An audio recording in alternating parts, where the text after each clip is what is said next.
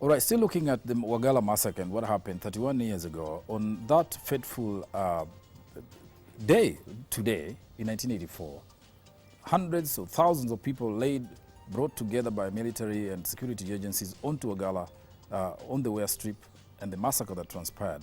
Now, we're talking about civil servants who were working at that time. And Abdi Ismail was one such civil servant. Karibu, Abdi. Asante.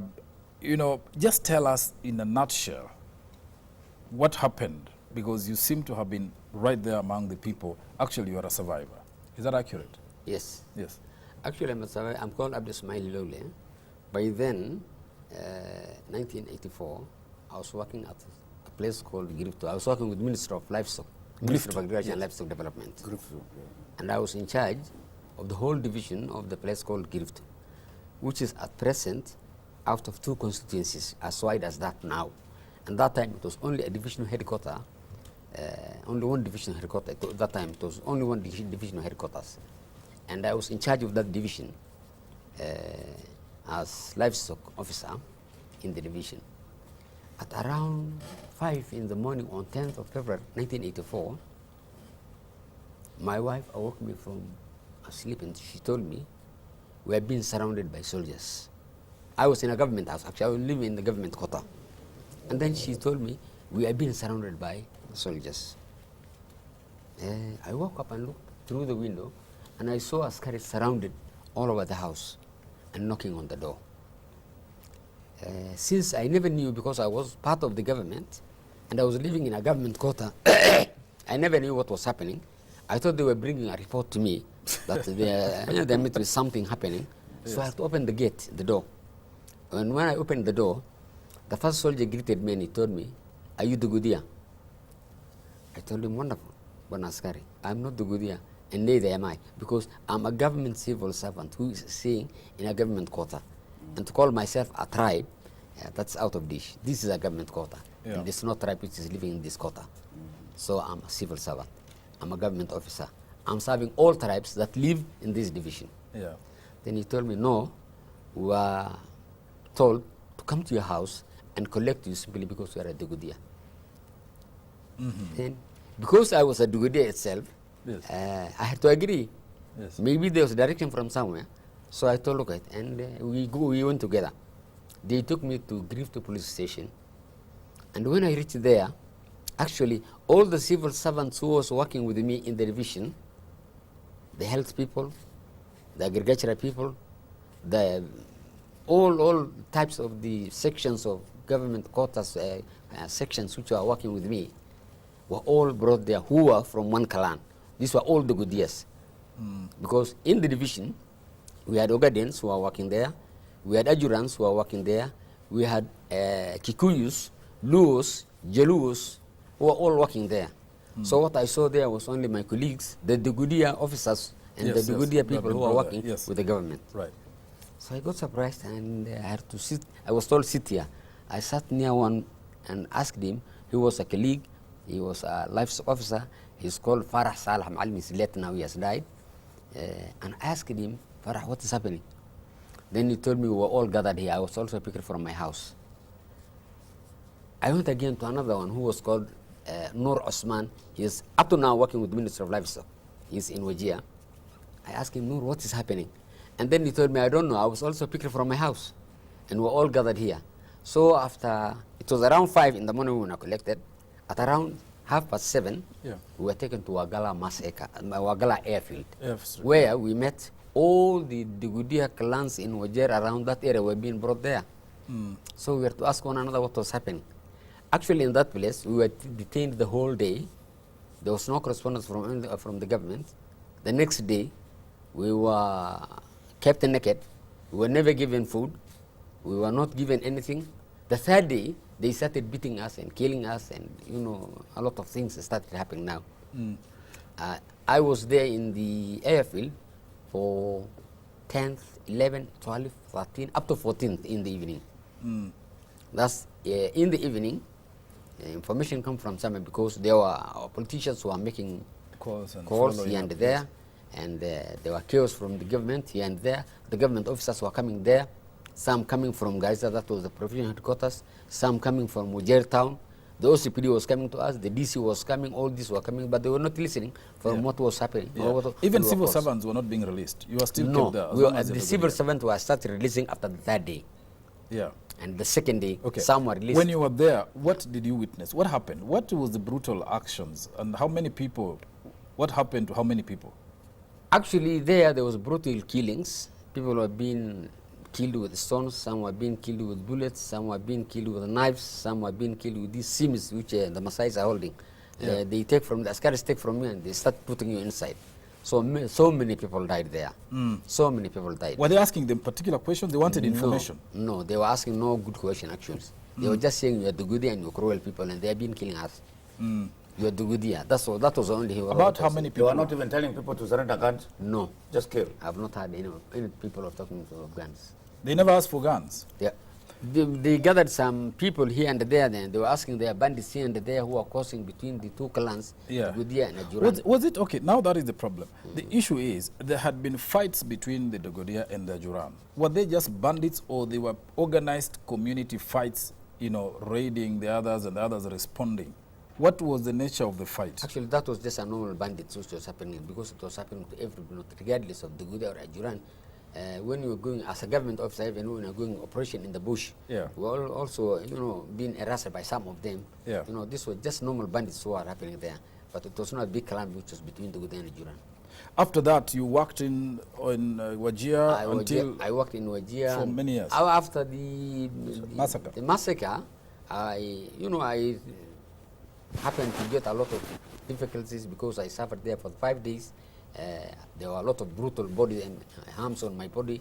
There are a lot of scars even on my body now. If you look at it, you'll get it. There are so many scars on my body. So you're beaten everywhere. Also? I was beaten, yes. They could come, the scars will come and put petrol on the cloth and they fire it, and after firing, they put on you. They burned me totally. So I had a lot of scars, so I had to go for medical treatment first before. They would put petrol on a cloth and put on you. Fire. On you. Fire it and put it on you. And the reason? The reason? Would ask you anything? Actually, the reason, the scouts were not giving us any reason. The reason that they were giving also, you are only the good. It's okay. It's okay. But were the guns eventually recovered? Because they were saying they were looking for guns. Did they get the guns? Actually, there was no guns that we have ever had that had been recovered. Yeah, not heard of any. Okay. Yeah. All right. Let me look forward now. Since then, Mheshimiwa. And before you go to the about the gun. Yes. You see, in the TGRC, they were asked, "Did you recover any guns?" Yes. Then they said they recovered 4, which is not in. Then he was told, the 4 guns and those people, were they corresponding? And do you know whom you collected from the 4? Nothing again. So it was not true. About the issue of the gun. Nothing was recovered. Yeah. Yes. Moving on from the Wagalla. Now, after Wagalla, the brutal operation, did it succeed to quell the interclan rivalries, and are people now comfortable, living together?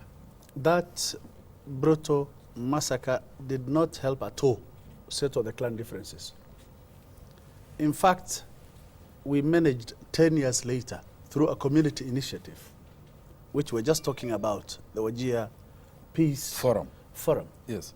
Had actually seemed to have helped get somehow, not a very lasting solution, but at least better approaches to handling conflict in that region. The clan conflicts happened even after that, but not as severe as the one of the 1981, 82, 83, 84 period. And it's because communities themselves have started to talk. They have started to discuss what their problems are. They have started to look at dialogue as a source of solving their problem. And they had done a representation from each of the clans to actually agree on a formula that can actually settle disputes, whether it is over grazing or water sources or even over boundaries. That is where we established the Wajir Peace and Development Committee later on. That still helps today. Whenever there are issues, the Al-Fatah, you've heard from them there right now, is something that has been adopted even by our neighbors. You may have heard about the Madogasha Declaration. They borrowed a leaf from Wajir when there were conflicts between Garissa and Isiolo counties and Wajir. They were given a forum which is now dubbed the Modogashe Declaration, where aggressors have certain fines they pay, where communities are able to talk to the other and ensure that this does not repeatedly happen.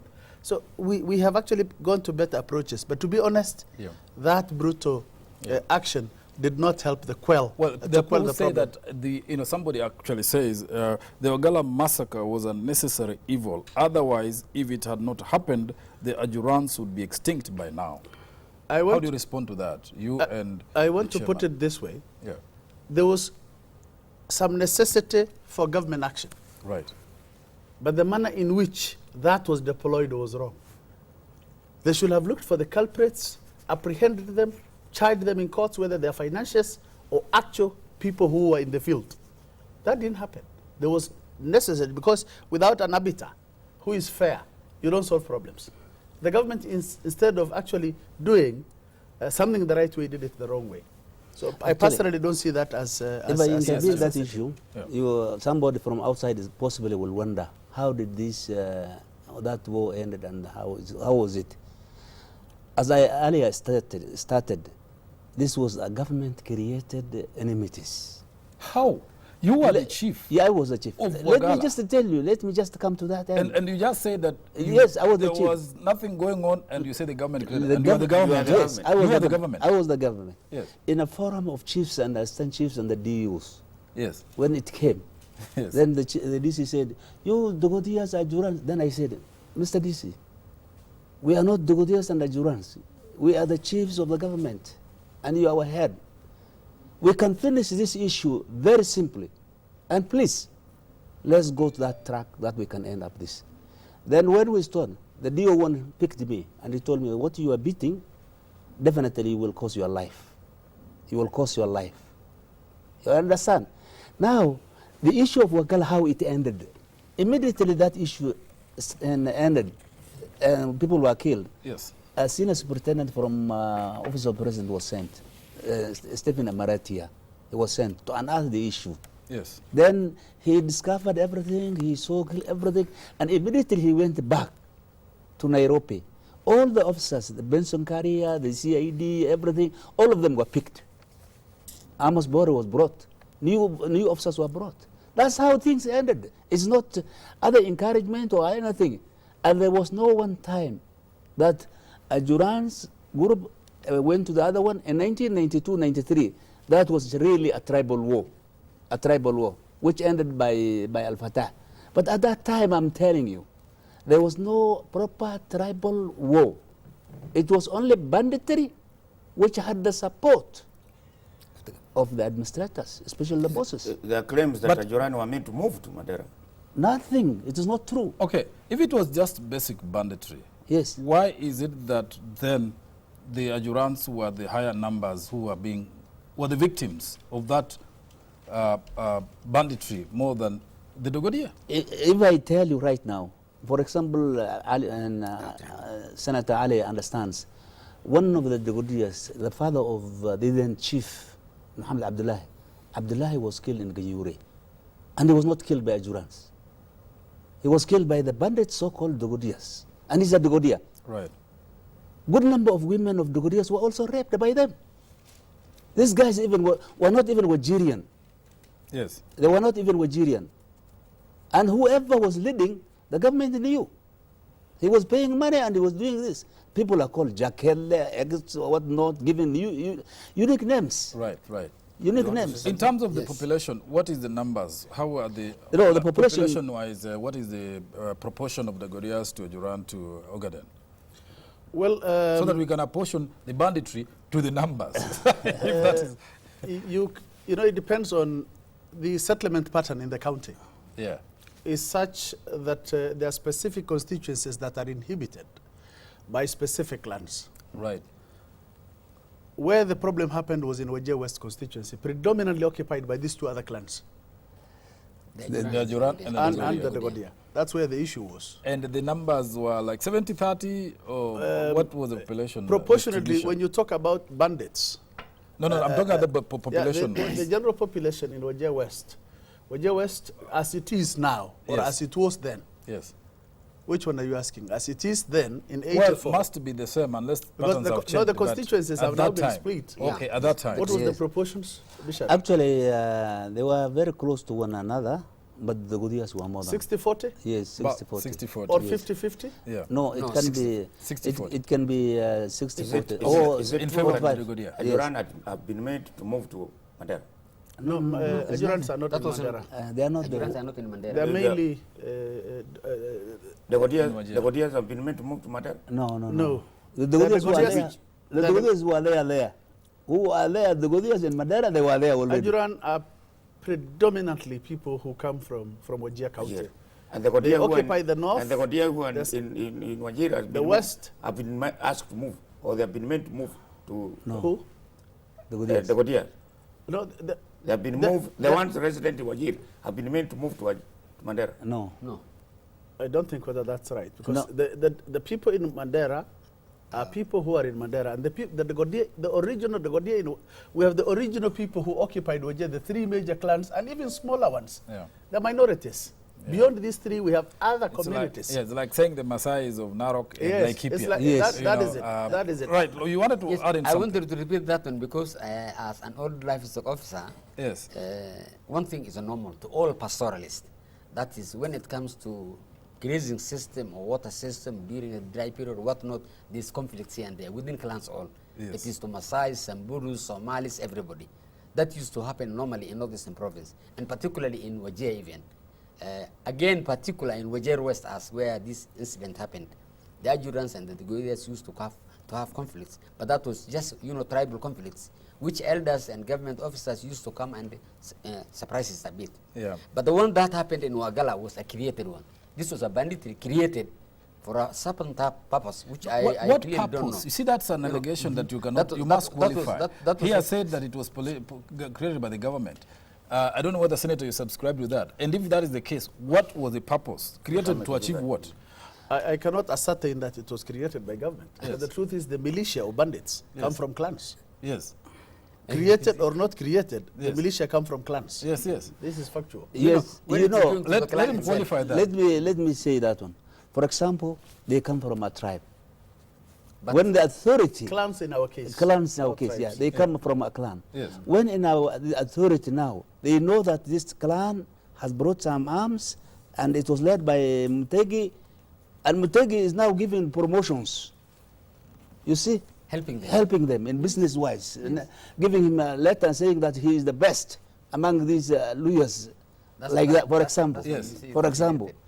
Then you, who is the same tribe with Mutegi, lawyer, and who doesn't want that issue, you will be at the corner, a very tight corner. And that is your boss, possibly, or is the head of the issue. So Benson Karia can answer that question. Benson Very Karia good. was flown there to investigate, and he came He up was with a PC. findings. It was the PC there. He was the Yeah. PC. He, Yes. he understands why was it so. Okay. Why was it All so? right. Now, did you reverse then because of the situation now? After those clan conflicts, civil servants have been brought there, and particularly teachers now. The teachers who came here the other day with the session, they claimed that when they're there, in fact, one of them was saying there were about 7 teachers in one school from upcountry, from Kenya, from the rest of Kenya, not Somalis. They were mistreated. They were being mistreated. They were living in a single house. There was no power. There was no water. The others who were Somalis were living in better quarters. They could not be the headmaster or the school was a Somali, and the deputy was Somali. Those are from upcountry. They were mistreated. That's why they do not want to go back. This is an area of great interest for all of us. Yeah. And it's something we've been following closely. Northern Kenya is under focus. on I this have one. just come from Wajir. We were with the Deputy President on Saturday, fundraising for Wajir High School, an old school from the region.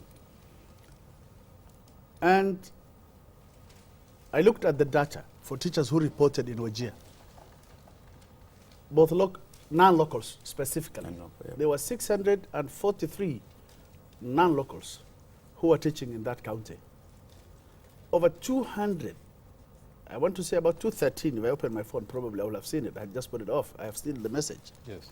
213 local teachers have reported to the public primary schools and over 400 have yet to report. So we are talking Local. 200 200 non-locals non-locals. Okay. have reported. reported to public primary schools Yes. and many others to private schools. I got perturbed, really. The case of the teachers fearing for their life is genuine. Anyone will fear. Anyone will fear. When something bad happens, anyone, including the locals, will fear. But the last 3-4 weeks, we have had the northeastern residents, the Kenyan Somalis, depicted as aggressors. If you'll allow me spend a few more minutes, Yes. I want to put these things in their correct perspective. The Kenyan locals, the Kenyan Somali locals in Wajir, Garissa, and Mandera are victims themselves of terror attacks. They are not aggressors. But the picture that was created by Sosion and a few other people whom you normally host here, even in the TV shows, Yeah. think the Northeast is in Somalia. We have a common border with Somalia. But the Northeast, I'm sorry to say this, the Northeast is in Kenya. It's not in Somalia. Yeah. But the picture given is such that the Northeast is located somewhere across our border into Somalia, probably 200 kilometers inside Somalia. I represent Wajir County, but the constituency I had represented in the past is in the southern part. The southern part has a district headquarter called Habaswein, which is close to 280 kilometers from our border with Somalia. The Kikuyu businessmen in Habaswein. They are the deputy head teacher in Ogle Girls Secondary School in the southern part is a non-local. You know, there were a few issues that were brought out, like teachers being raped, discriminated. That's what they said. They came here, one of them said. Yes, why I said I want us to put it in the correct perspectives Yes. is day-to-day teacher management problems are supposed to be dealt with by the teacher managers. The Teacher Service Commission director in Wajir County is a non-local from Nyanza. He's the man who manages teachers. Director. The Teacher Service Commission director. Is it Mr. Onono who is actually mishandling the teachers? Because his name is not Hassan. I personally think we need to separate the wheat from Could the I chaff. just pose this to you? Supposing Mr. Onono, the upcountry TSC officer there, has also received these complaints, and there's nothing he can do, because what can he do? Look, I want to Just put it this way. playing, that scenario. You know, the picture that's being created. Because we wanted what can Sosion. an officer do about a teacher who says he's being taunted, he's being mistreated at an individual level? For me, What can the TSC I want to say officer do? this is a lie. Yes. One thing which is the truth is there is general insecurity in this country. My brothers, in this country, That's true. George Muchai, the late George Muchai, was gunned down near the GPO. We know the Westgate attack in 2013 happened in the heart of Kenya, Nairobi, the capital city. There are incidents in Garissa that had happened that affected both locals and non-locals. Incidents that a very bad incident happened in Mandera. Unfortunate. We're not happy. There were small incidents in Wajir, but isolated. I'll put them as isolated incidents. Yeah. Hurling grenades at a charge or at Ngamia Club. These things happen. And the whole nation, the terror of Al-Shabaab is not only a northeastern problem. It's a national problem and a regional problem. So what you're saying is there are cases of insecurity. Correct. And they're not, of course, limited to Wajir. They're or not northern limited to Kenya. Wajir. Correct. But that's one. Then there is the bigger concern which raised people's eyebrows, which was never there before, is that one of prejudice. This is where they have made a serious mistake. Yeah. Why will people wait? Why will people wait to report an incident and bring it up at a time when we have serious security crisis in this country? Sosion is dishonest. You are taking care of the teacher, right? Where is the child? Yeah. Where is the student? Where is the people? Where is the country? Where is our country? Yeah. Where is our country? I guess what Sossion is saying. He's been overly reactive. Yes, true. Overly I think reactive. that is good, correct to say. But I think what he's saying is, he's not saying teachers should not go there. What he's saying is, can you guarantee an environment for them to work, which should be applicable anywhere else in the country, by the way. But in this particular case, we're dealing with that region. So I say, they're not saying don't go, never go teach. They're saying these conditions need to be alleviated for these people to work. Now, if you'll allow me. Can somebody be condemned on that? Yes, I will tell you how it is. Okay. Let me tell you what we did. I keep on hearing on TV by people who claim to be security experts, or even Sossion himself, condemning the leadership of the Northeast. Teachers are fearing through for their lives just like us. I want to tell you what the leadership did. During the Jamhuri Day celebrations, we raised these serious concerns with the Security Committee, for instance in Wajir. And the county government has helped hire vehicles for patrol for police officers. They have provided transport. We have engaged cross-border communities. But it's not only us who live on this side. There are communities who live on the other side. We've initiated a cross-border dialogue with communities on the other side so that we can help, because it's not easy to control this porous border. We've even gone to an extent of engaging communities. Government has beefed up security. Contingents of GSU officers and regular forces were deployed, including the army, in Wajir, Mandera, and Garissa. Government is doing its bit. We are talking about these people who claim prejudice. It is social. How do you deal with that? It's a social problem. It's exaggerated. That one is exaggerated. It's not even security. I will conclude the prejudice bit by saying it's exaggerated. Okay. And Sossion, I'm sorry to constantly refer to him, is dishonest because he is hosting teachers at the union offices. We had the late Ambrose Odongo, his predecessors. We had Nganga Francis. We had another one, Majali, I think. This gentleman is almost an embarrassment to the teacher union and the teaching fraternity in general, I want to say. Well, I want him to do this as a patriot. Well, first, why did he not fly over with us to Wajir to go and assess the security situation? Why did he not want to go to the Northeast with, Mandera with the Senate Security Committee, headed by Haji, if he was honest? Okay. The guy reports from the union headquarters. I want to allow you. You're the man who is hosting us. Yes. But I want to say that the Northeast teacher unions must, I don't want to do this at this stage. Yes. But if he continues, we're asking them to withdraw and give all our support probably to Kopet, although it's not managing us for now. Yeah, that is extreme. But on a light note. But yes, but the point is that, of course, Sossion is not creating these things. Sossion is only speaking for the teachers who have been on this show, some of them, and raised those issues that Mutegi was saying. They get prejudiced about this and that. I mean, those could be hazards of the profession, working in different cultures among different people.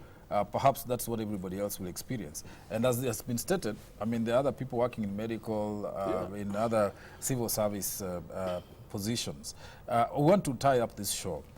Just to, I want a brief one, because I would like the senator to tie up with development of Wajir generally. We are celebrating the arrival of the tarmac there. Actually, in terms of the upcountry teachers to be victimized, during the Shifta Minas in 1963, 64, 65, I was taught by downcountry teachers. True. Yes. True. And they were in good number. Yeah. And there was no victimization. We could respect them whatsoever they do. From a head teacher up to class teachers, they were so. Yeah. And were not only in town Wajir, but even they were going to the interior divisions. Yeah. Now then, and what has initiated this particular problem of victimizing the teachers, killing the people who were digging something? Yeah. This is, Al-Shabaab is international problem. When and the senator, they're trying to divide up the people. So, yes, whenever they do that, that is their cake. To achieve their goal. That's their strategy. And who touched them first? Why did Kenya went to and fight them? Yeah. This is I another know you want question. to go to Somalia and whether we should be there or not. But you know, So, let me finish this. So it is whenever I say it is this authority, Yes, this Al-Shabaab problem could be Americans' problem or other. I also want to summarize Rashid, something. let's Sorry. I think, let's I think, finish I, with I think when Abdi. we go back to Northeastern Province, Yes. about teacher problem, Yeah. I think there's no segregation between teachers and other people from Other our civil country who are there. Today, when you go to Northeastern Province, start from Garissa, Wajir, Mandera, you will meet so many people who came from down Kenya. Yeah. Right? Yeah. They are working in different varieties. Yeah. So I don't see if there is So any teachers special, should be allowed, there's should no be any encouraged special- to go to there's work. no Yes. special Not raise thing. their head. There's no special thing. I for want to teachers. move out of that. Senator, your last word on this. You are our chief guest here, and you're presiding over Wajir. The other day, we had the World Bank report that talks about how much money is being used for non-development issues, and only a small percentage going to development. I'm sure Wajir needs a lot of development, and there has been efforts to give that development, to bring development to Wajir. How are things looking? with Before devolution? that, because I'll not get a chance to bring back the issue of the teachers, I want to appeal to the teachers who are teaching in the Northeast, in Wajir and any other part of the Northern Kenya, to kindly come. We will support them. We will take care of their security to our level best. They will live amongst our people. Nobody had alienated them in the past or marginalized them. Let them feel free. Kindly come back. This is my appeal. Okay. And because we don't want to divide Kenyans, what our brothers, some of our brothers, so-called scholars who come and speak here, or representatives of the teachers' union are doing, will eventually lead to negative ethnicity, which we're trying to avoid. This country had enough problems. We want our people to unite, Yes. irrespective of whether you're a Somali or a Luo or a Kikuyu. Let Kenya unite, and we Okay. forge forward towards development and achieving Okay. all our goals. That I want to leave it there. All right. On Briefly. the World Bank report, this was actually copycat from the controller of budgets, total summaries in terms of financial aid allocations. In the Senate, we wanted that apt, really, governors spend much more on development, much more than recurrent. Devolution, if there's anything the Northeast or Kenya gained, there are so many things we gained from the new constitution, but devolution is one pet subject we always want to talk about, because many of us have seen development moving faster than when the national government held at a central level. Right. The controller of budgets have raised issues about spending money in Garissa. Wajir. I want to come. I will come to that, but Yeah. I was asked to comment on the Yes. bit Yeah. on development. Yeah. The Wajir case says 58% spent on development. Yes, it's the highest. Good thing to put money in development, but I want to throw a little caution, not only for my governor, but even for all the other governors. Those of us who worked in the development sector, don't look at how much money you've put. Even the national government spends billions on roads, Yes. unaccounted for sometimes, Yeah. wrongly Look at the- prioritized, Look at the footprints on the ground. where the wrongly money has stayed. prioritized. Yes. Look at the footprints, as you say. Yes. Putting 58, 60% is not the panacea to our problem, but ensuring that the footprints you say Are visible. are The visible, money has been used. properly. translate that into change of livelihoods Yeah. is key. Okay. This is something the World Bank report does not say. And I saw the Council of Governors yesterday say this is not the benchmark they expected, and they were not a party to this. Yes. If they disown that World Bank report themselves, Yes. then we will ask also for a monitoring team to come from the Ministry of Devolution and Planning to tell us the impact of the money. Otherwise, I want to say Senator, we have to finish. Yes. the Wajir case, Yes. at least some development have been noticed, particularly in the water sector, in the health sector. Some good work has been And done. we're in getting some roads places. coming there. Yeah, and roads, the Wajir County government is tarmacking about 25 kilometers within the town. That was the first tarmac. The in first history tarmac in the history of Wajir. Wajir. We've also seen the national government saying there is already a commitment. It's confirmed that they will tarmac up to Madogashe, which is almost half the distance to Wajir, a good thing. Yeah. They also said they will do something from Madogashe to a place called Samatar. The future looks bright. Okay. I want to say, had it not been for the marginalization, deliberate marginalization, not now, Yes. In the past. in the past, we will have made good progress. All right. Good progress. I have to thank you, Senator. We have run out of our time. Thank you very much for coming. Thank you, Senator Ali Hassan Wajir. Abishar Ibrahim, the chairman of the Wagalla Massacre Foundation, and former civil servant Abdi, and survivor from Wajir, the Wagalla Massacre. Thank you for coming. We hope that something is going to be done about the Wagalla Massacre, and that this will be part of history because we'll have sorted that out. Thank you for watching Power Breakfast. Thank you too.